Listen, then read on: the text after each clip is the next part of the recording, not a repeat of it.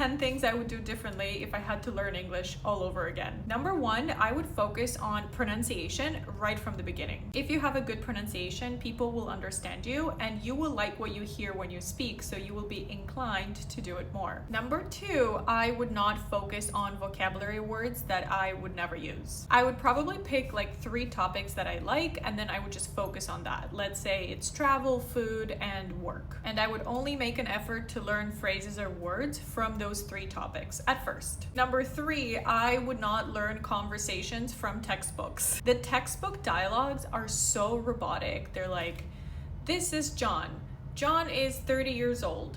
John is from London. No one talks like that. Real speech is emotional, messy. People use a lot of filler words. It's just, textbooks are just not realistic. Just follow this rule. If nobody would say this in real life, don't learn it. Number 4, I would make my house my speaking partner. I know that sounds weird, but basically, I would make my house an English zone. For example, when I'm inside my house, everything that I do, everything that I see, I will say that in English.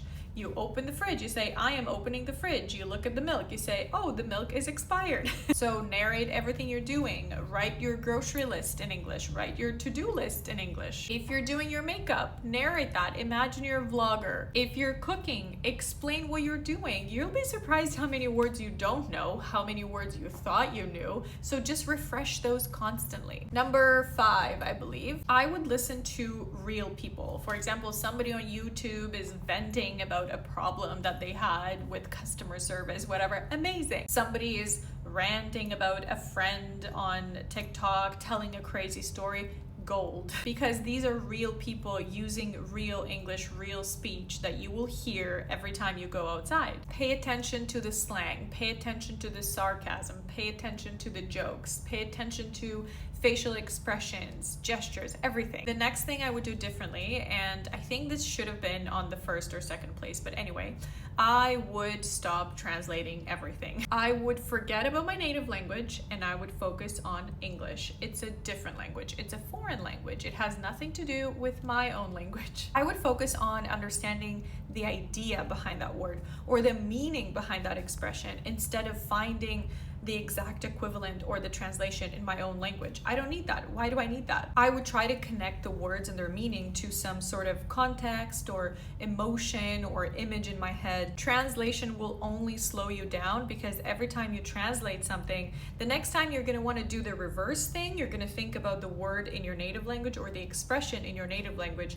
and you're going to want to translate it back into English. You're not going to use that expression that you wrote in your vocabulary list. You're going to try to translate word for word for something else, and it's gonna sound weird. Okay, next thing I would do differently, just because I simply didn't have access to a phone or the internet. It was 25 years ago, okay? Now you have this beautiful device that you're holding, and you have a lot of AI apps, you have a lot of apps that you can interact with humans on.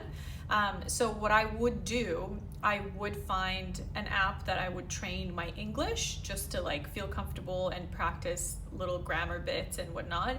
And another app where I would find somebody to talk to, somebody real.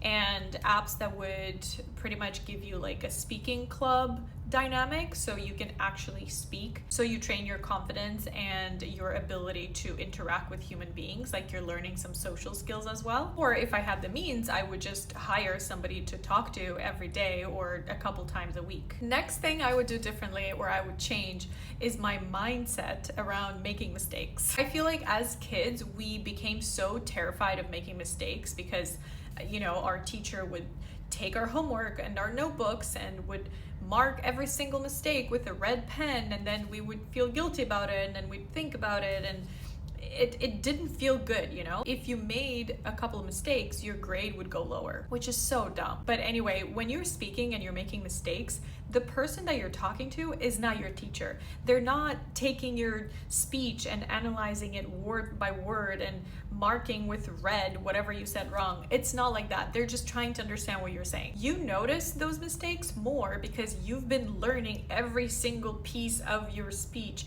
But that person is just trying to get your message and have a conversation. They don't want to be your teacher, trust me. Okay, next thing is I would stop waiting until I'm ready to speak. I would never feel ready to do anything, because to feel ready means what? You're so confident that you're 100% perfect that you feel ready to start doing something. You're never ready. You just have to do it. Bad English is better than silent English because every time you make a mistake, you learn.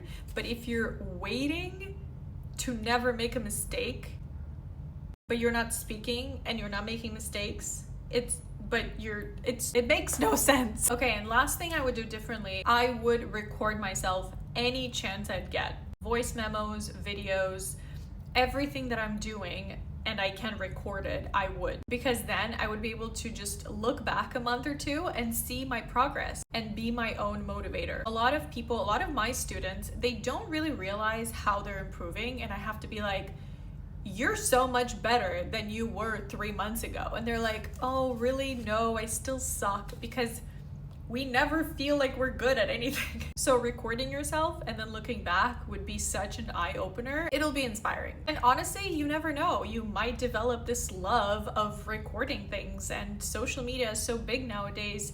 Maybe you'll become a vlogger, maybe you'll become a TikToker, you never know. What do you think I'm doing right now? I'm practicing English too. So listen, I learned English the hard way. You can learn it a lot easier, a lot faster nowadays. The traditional textbook teaching method focuses a lot on writing and reading and maybe a little bit of listening. So a lot of people have this illusion that they can speak English, and when they want to speak, it's just so hard because the words are not coming. So I hope these tips will help you focus a little bit more on speaking.